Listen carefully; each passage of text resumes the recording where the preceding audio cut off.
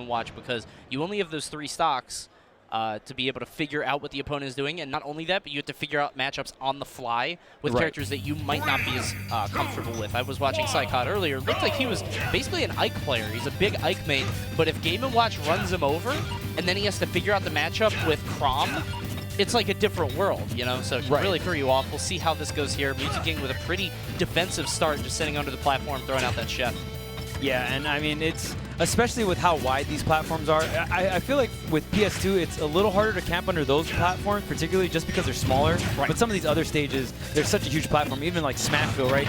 So even though Smashville is like one of the smaller stages, I've seen Snakes and a lot of other projectile players love going to that stage because they just set up underneath that center platform, which is just so big, and it's really hard to get in. Yeah.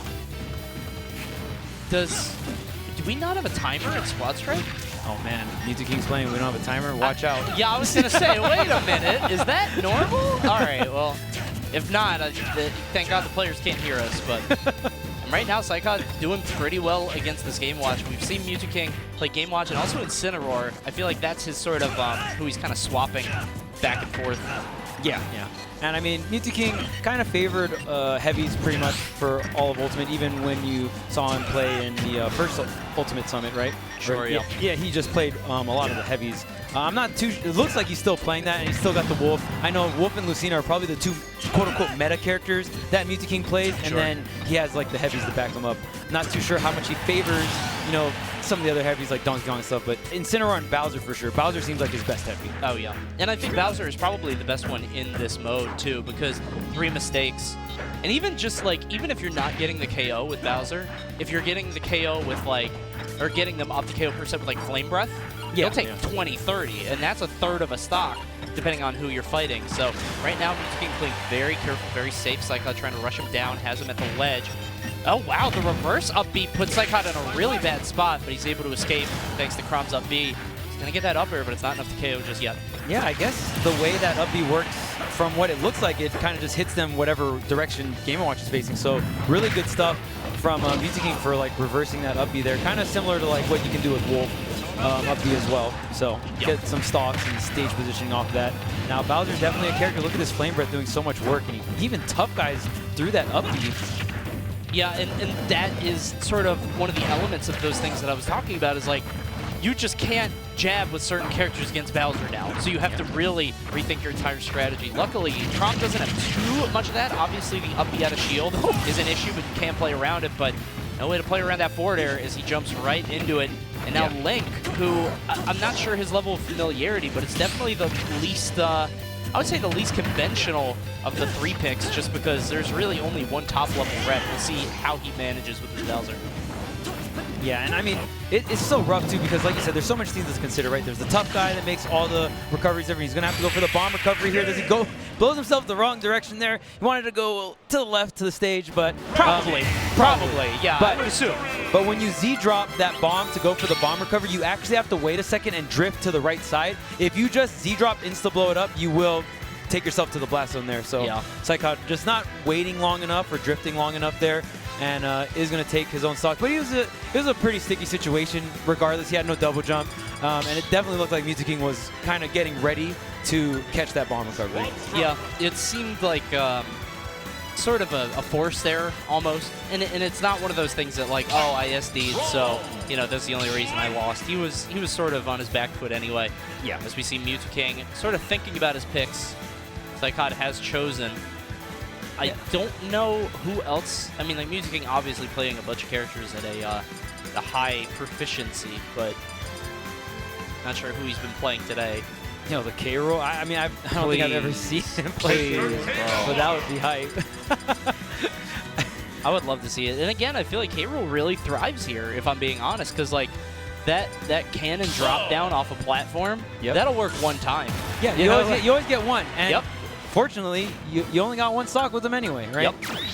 And then like K-Roll and Bowser, I mean, those are pretty much the 2 heaviest characters in the game. Bowser being the first and then K-Roll being the second. So you can just really survive for so long and really just get so much damage. We just got word that top 4 is best of 5, not top 8. Okay, so PsyKoD's definitely going to have to bite back here because if not, Mew2King is going to advance 2-0. Yeah.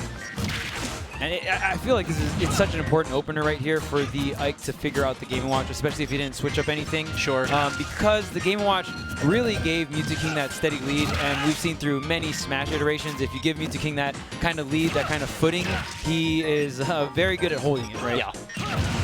But it does look like PsyKoD doing a pretty good job. He did just lose the lead, but let's think about the weight differential. It may look like he's losing sort of on paper, but in practice, he's going to be able to get that KO a little bit easier, I think. There it is. Yeah, exactly what I was talking about. Neutral air into up air. Beautiful stuff. And now Cloud is out, so no Bowser on the second slide. He switched it up a little bit. Oh, okay. Wow. And I mean, Mew2King was a Cloud main in Smash 4, so kind of going back. And Cloud did get buffed as well. So I know, like, what's your opinion? Like, I know some people said it was definitely a buff, but I don't think it's a big enough buff to like kind of put him in that top tier position. No, I don't think so. I think some people might pick him up as a secondary. He's always sort of inhabited that sort of pocket role. Yeah. And I mean, you see Mew2King doing it here. I think the problem is, why play him when you can play so many other characters? I do think it's a good choice for this stage, though. As you saw there, a little bit earlier, he did the climb hazard to the top platform. Makes it a little bit safer.